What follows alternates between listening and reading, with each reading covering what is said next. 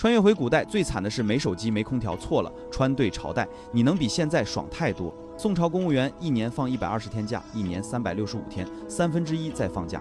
可你要是穿错朝代，比如朱元璋的明朝，一年只有18天假。同一个中国，古人放假怎么差这么多？今天讲清楚3件事。第一，古人的假期到底有多离谱？离谱到连坐牢的都放假。第二，假期是怎么从120天一路掉到16天、18天的？第三，放假多少？为什么能照出一个时代的成色？看完你会发现，你每年骂的那句调休，1000年前就有人替你骂过了。先看假期是怎么来的。中国最早的假期制度，西汉就有了，名字很文雅，叫休沐，沐洗头、洗澡的沐。为什么要专门放1天假洗头？这得从汉朝官员的上班方式说起。那时候的官员吃住都在衙门里，叫寄宿制，办公桌旁边就是床，单位就是家。听起来省了通勤，可有个致命问题，单位里洗头不方便，而古人头发又长，讲究身体发肤受之父母，头发不能乱剪，越留越长，打理一次半天功夫就没了。所以朝廷规定每5天放1天假，让你回家好好洗个头，收拾利索，再回来上班。汉律写得很清楚，历元5日一休沐，这就是中国最早的周末，上午休1，跟今天的双休一个道理，只是我们休2天，他们休1天。你别嫌少，这个休沐后来长成了一棵大树。汉朝的假期还有一个离谱操作，可以花钱买假。西汉的郎官就是皇帝身边的侍从，只要出钱给宫里添置财物，就能换到出宫休假的权利。用钱买假放到今天，相当于你花钱给公司添置一台新打印机，然后换3天年假。而且汉朝不只是休沐，冬至、夏至各放5天，皇帝过生日放3天，再算上前面说的休沐，一年加起来70多天假。你注意，这是公元前200年的待遇。不过这些假都是官员的福利，普通老百姓一年到头靠天吃饭，没有法定假期这回事儿。到了魏晋南北朝，官员的假又多了新花样。5月农忙放田假回家种地，9月变冷放寿衣假回家准备寒衣。这个传统一路传到唐朝，被发扬光大。到了唐朝，假期开始起飞。唐玄宗时期，朝廷专门发了一份文件，叫《假宁令》，规定春节和冬至各放7天假、7天长假，这就是中国最早的黄金周。不光有黄金周，清明也放7天，中秋、夏至各放3天，元宵节、中元节、端午节、重阳节逢节就休。唐玄宗还给自己过生日，把8月初5定为千秋节，全国放假3天。皇帝过生日放假，从此成了惯例。宋朝叫圣节，清朝叫万寿节，都是这个路数。唐朝的假特别讲人情味儿，儿子形成人礼放3天，子女结婚放9天。老师去世放3天，5月份放15天田假，让你回家种地；9月份放15天寿衣假，让你回家准备过冬的棉衣。你听听，种地放假，做棉衣也放假，这哪是朝廷，这简直是福利院。最绝的是唐朝的探亲假，朝廷规定，父母住在3000里以外的，每3年给35天假，让你回家看爸妈；父母在500里以外的，也有15天。3000里是什么概念？唐朝的1000里大概相当于今天的500多公里，3000里就是1500公里开外，差不多是从长安到广州的距离。35天还不算路上的时间，来回的路程朝廷另给假。生病也有保障，病假最长休100天。父母去世，文官直接停职守丧3年。除了这些节假日，唐朝还有日常的巡休。这个制度，唐高宗年间就定了，5日一休沐改成10日一休沐，每10天休1天，节假日拉满，日常假垫底。所以算下来，唐朝官员一年假期超过100天，占了全年1/3。难怪唐朝诗人满世界跑。杜甫写住处繁花物是日，长沙千人万人出，说的就是清明假期长沙人倾城出游的盛况假期养诗人。这话不是白说的，但唐朝再爽也爽不过宋朝。宋朝是中国历史上假期最多的朝代，有学者专门写过一本书叫《宋现代的拂晓时辰》，里头考证宋朝公务员的假期单是古代中国最豪华的，没有之一。研究者把宋朝的假期一笔一笔算过春节、元宵、寒食、冬至5个大节，每个放7天；太后生日、夏至、中元节7个节日，每个放3天，还有21个小节日，每个放1天，再加上每10天一次的巡休，一年36天。这个巡休也叫换日，上换、中换、下换，说的就是上旬、中旬、下旬每旬都有1天假，全部加到一起100多天。主流说法120天左右，最严谨的算法113天。反正都过百，120天是什么概念？一年365天，1/3在放假。放到今天，你工作2天就休1天。接下来就是宋朝最骚的操作了。宋朝假期多有一个特别的原因，皇帝爱造节。宋真宗搞天书降临那一套，说神仙托梦给他送来天书，为了庆祝天降祥瑞，他一口气造了好几个节日：天庆节、天气节、先天节、降圣节，还有天启节。光他一个人就给全国人民加了好几天假期。宋史李白纸黑字记着，这些节日古代从来没有，真宗以后才有的。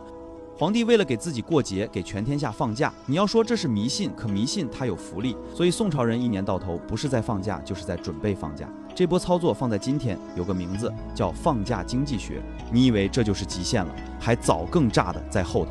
假期多了，受益最大的是文人苏轼。在杭州当通判的时候，正好赶上冬至黄金周，满城的人都去西湖凑热闹，他偏往人少的地方走，去了城里的吉祥寺。看着冷清的寺院，他写了首诗，里头有句“何人更似苏夫子，不是花时肯独来”，意思是还有谁像我苏夫子这样，不是花开的季节也肯一个人来。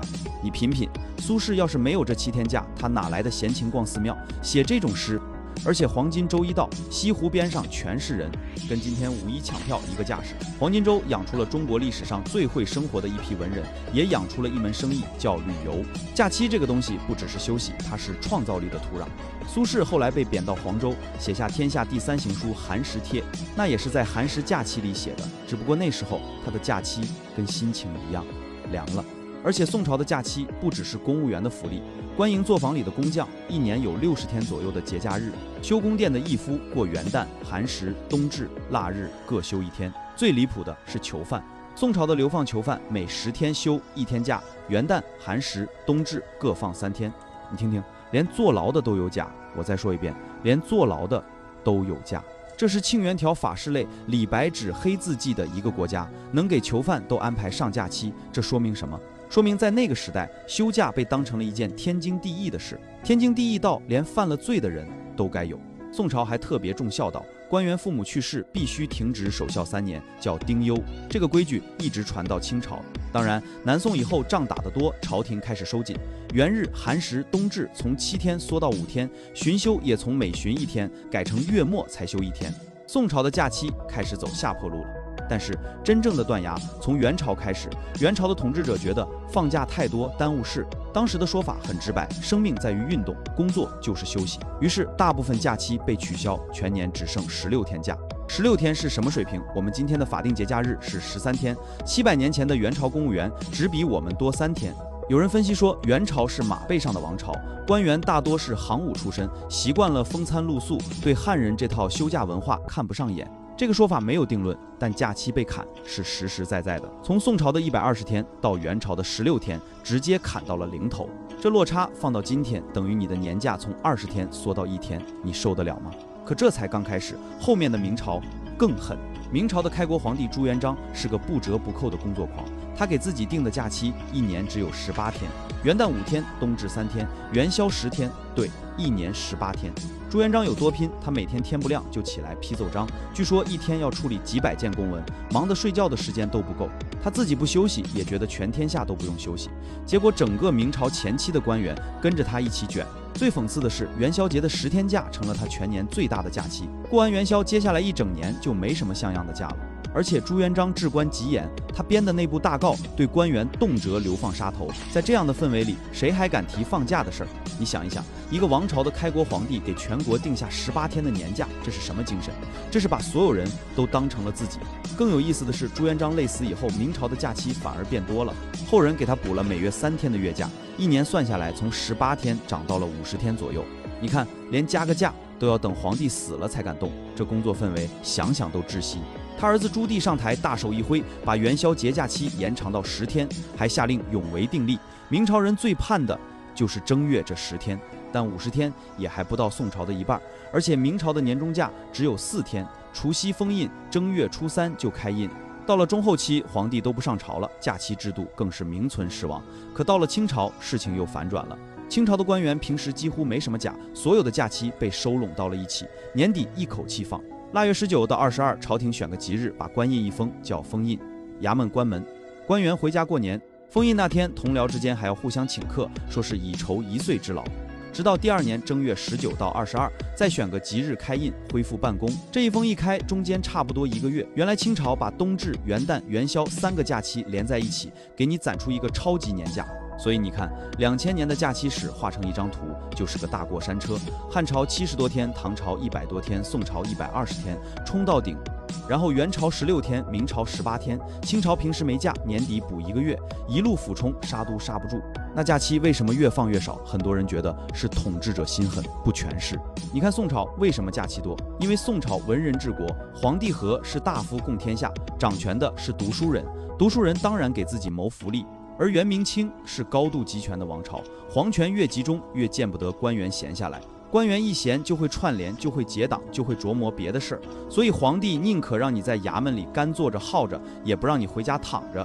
更重要的是，从元朝开始，假期从一种天经地义的权利，变成了一种皇帝的恩赐，恩赐是可以随时收回的。你看，假期多少，本质上是权力的分配问题，谁说了算，谁就能决定你休几天。这逻辑今天是不是也挺眼熟？讲到这里，我想说说我的看法。假期这个东西，表面上是日历上的数字，实际上是一面照妖镜，它照出来的是一个时代，怎么看待人。宋朝把官员当人，把工匠当人，甚至把囚犯当人，所以连牢房都放假。元明清把官员当工具，当牛马，假期就成了可以随便砍的数字。有人说放假是懒人才想要的东西，我不这么看。给劳动者假期从来不是施舍，是社会运转的成本。你让机器一直转，机器都会坏，何况是人。一个社会怎么对待他的劳动者，假期就是最诚实的答案。今天也一样，你一年能休几天，不只是你老板的良心问题，更是这个社会把你看成了什么。这句话值得你停下来想3秒。那今天我们休几天，帮你算笔账。2025年起，中国的法定节假日增加到13天，春节4天，国庆3天，劳动节2天，加上元旦、清明、端午、中秋，再算上带薪年假，最少5天多的15天，满打满算一年20多天，多的能到28天。宋朝公务员120天，差了差不多5倍。我们总说古人苦，可单论放假，宋朝人赢了我们1000年。当然有人会说，宋朝那是当官的，老百姓呢？前面刚说过，宋朝连囚犯都有假。你再看看今天，有多少人一年到头连5天年假都没休完过？今年国务院还专门规定，节假日前后连续工作一般不超过6天。你看，连这个都要专门立法了。顺便说一句，2025年新加的2天法定假是除夕和5月2号。连除夕都要靠国家立法才放得上假，你就知道我们离宋朝那套天经地义还有多远。1000年前有人在假期里写诗，1000年后有人在调休里算账，历史没有退步，它只是换了一种方式卷。最后回到开头那个问题，穿越回古代，你选哪个朝代？我劝你别选元朝、明朝，一年10几天的假穿过去当牛马，不如留在这边。要穿就穿宋朝120天假，还有苏轼给你当同事。不过话说回来，假期再多也是别人定的。我们今天争的每一次调休，骂的每一句加班，说到底都是在争同一个东西。1000年前宋朝人争到过，后来又弄丢了，那个东西叫把人不当牛马。话说回来，宋朝的公务员大概率也嫌假少。人这东西放假永远不嫌多，但至少他们不用抢票。我很好奇，你一年能休几天？把你的答案打在评论区，让更多观众看看他们的答案是不是和你一样。觉得这期有意思，点个赞，让更多人看看这张假期过山车。收藏一下，下次被调休气到的时候翻出来看看。喜欢的话点个关注，我们下期见。